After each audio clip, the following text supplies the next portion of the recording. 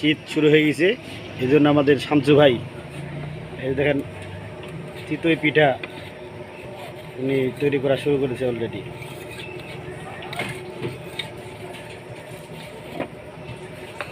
আপনারা এখন প্রতিদিন জিন্তা পাখি গেটে আসলে এই চিতই পিঠা খেতে পারবেন। হাঁসের মাংস চিত্ত পিঠা, চিতই পিঠার সাথে আপনারা পাবেন হচ্ছে শুটকি ভর্তা, সরিষা ভর্তা। হাঁসের মাংস যেটা না সেটা বলবেন।